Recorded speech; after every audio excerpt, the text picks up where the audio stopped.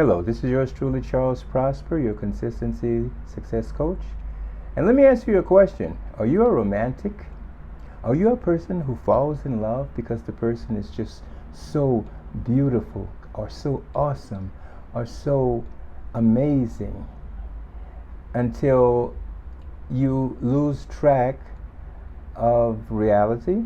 Well, that's what happens when you fall in love, which I like to say is a form of temporary insanity. And so, in this installment, I'm going to explain why you should trust the consistent person and not the romantic person. Okay, let's take a look and see what's what. Hello, my friend. I want to talk about one of my favorite subjects right now, love and romance. And all of you romantics out there are going to have your feathers ruffled with some of the things that I'm going to say. But these are some things that you need to hear to avoid you the unnecessary pain of falling into the grabs and the claws of romance. First of all, falling in love is a form of temporary insanity. You don't think so? Are you serious? You don't think so? Romance is a setup for you to believe in exaggerated lies about the person and about the situation and the relationship in which you find yourself. If you ever say or have said to a person, I love you so much, you're all that I need, you're my everything, I don't think that I could live without you. All of this is temporary insanity because we tend to deify a person when we're quote unquote in love. And if you listen to some of the romantic songs, some of the things that the songs say about the loved ones are things that you should be saying about God, such as you are my everything, you are the sun, you are the moon, you all that I live for. I give my heart and my soul to you. Good God. These are things that you should be saying to God, not to another person. Additionally, when you talk about romance, you must understand that all romantic love is conditional. Romantic love is not unconditional. It is not a pure form of love. It's predicated on you do this for me, and I do this, and I do that for you. That is what romantic love is predicated on. In fact, it's kind of funny. After having enough experience and after having lived long enough through all of these experiences of romance, usually, listen really closely, when a person starts to tell you, I love you so much, you don't hear the whisper that comes after the person tells you, I love you. The whisper that you don't hear, but it is definitely implied when a person says, I love you. They're really saying, in most cases, in most romantic cases, in almost all of the romantic situations, I love you as long as you don't piss me off. I love you as long as you meet my expectations. I love you as long as you do what I expect you to do. This is what I love you really means if you look at it dispassionately and rationally. Now, let me explain to you about the main subject of this particular presentation that I'm giving to you right now. When you first meet a person and you are quote unquote swept off of your feet, and this person is so awesome, they're so beautiful, they're so sensitive, they're so romantic, they're so attentive, and you're in the honeymoon phase in the beginning of a relationship. And the thing that is the distracting factor in getting to know someone, really truly know who that person is, really and truly get to know the character of that person, is romance. Romance is a blinder for you to see who that person really is. Now, I'm going to give you a way for you to transcend these blinders of romance, and it consists of consistency. You see, it's okay in the beginning when everything is new and fresh, and you're just really enjoying this new relationship, and you're having these romantic dinners by the sea, and you're walking along the beach barefoot with the waves washing up to your ankles and tickling between your toes. The breeze caresses your face. You look at each other, and the reflection of the moon is in the eyes of the other person, and you kiss, and then you become transformed and transported to another world, right? This usually happens in the beginning of the relationship. And everything that person says is awesome. Everything that person does is just flawless. And you're under the drug of romance. Okay, now, this won't last forever because you will start to observe behavior. You will start to observe character of the person. So I say to you, to get to know a person, you need to know not the romantic person, you need to know the consistent person.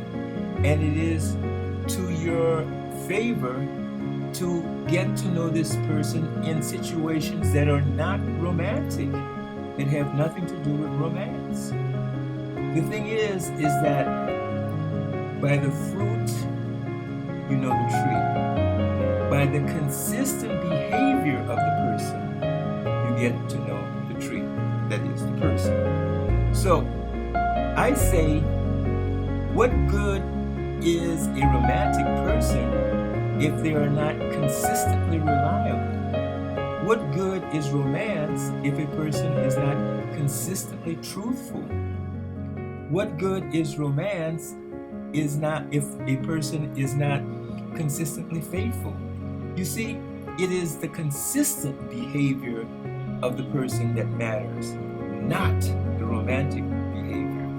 Anyone can buy flowers and candy and take you out on a romantic evening. Anybody can do that. That's superficial.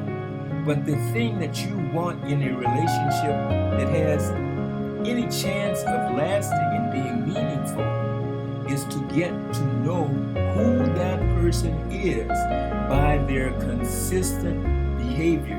This is what you should be looking at and judge the quality of your relationship based on the consistency of the behavior of the other person. Now, this is indeed something that is revealed through time, but the true person of who you're dealing with tends to reveal itself almost immediately. You just have to look for signs. You cannot ignore certain things and say, oh, that was nothing. He probably didn't just mean that, or she probably didn't mean that. You have to be observant and objective to be able to ascertain what you're seeing. You need to look at behavior outside of the romantic situation. And you need to observe which behaviors are consistent in the individual in order to ascertain if this is the relationship in which you want to stay. So, in summary, get to know the person as much as possible outside of romantic situations. Get to know the person based on how they keep their word. Get to know the person based on how they behave when there's a disagreement.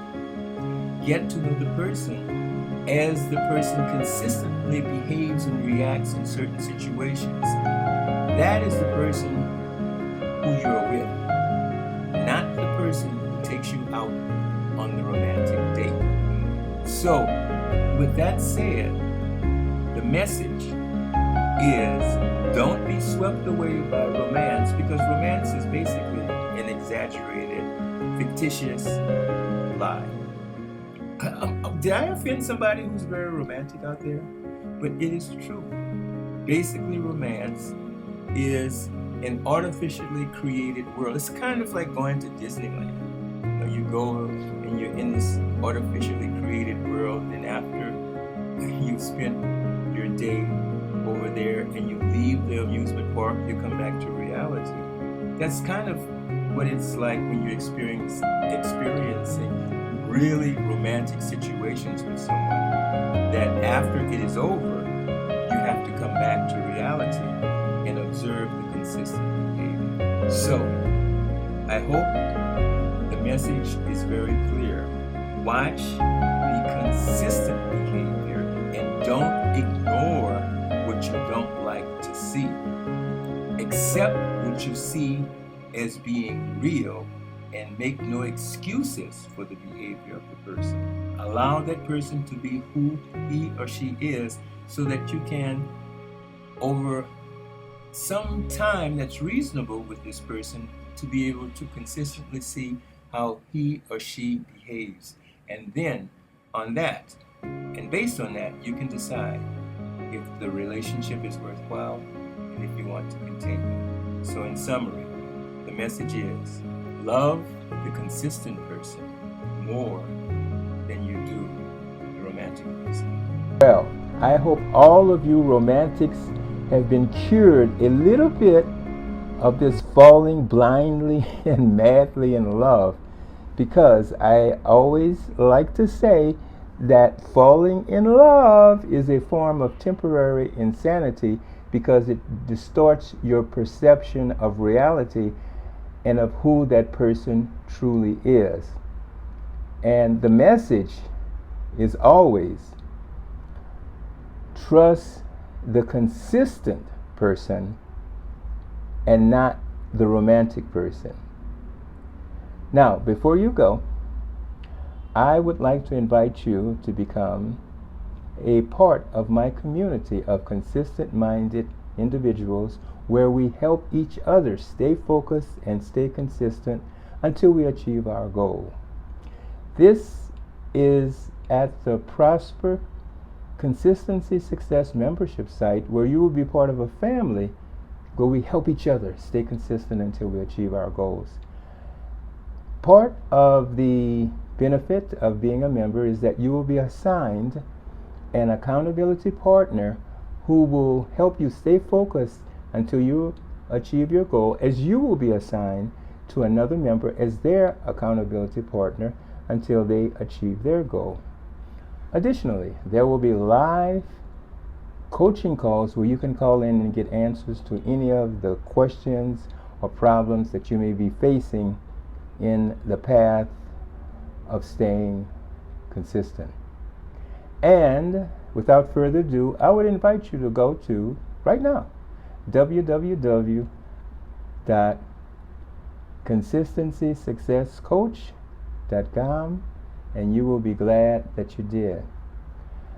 Also, might I remind you that I put out daily consistent content on the subject of consistency, so that you don't miss out on any of the new installments. I would suggest that you hit the like and subscribe button to be privy of all of the new installments that come out.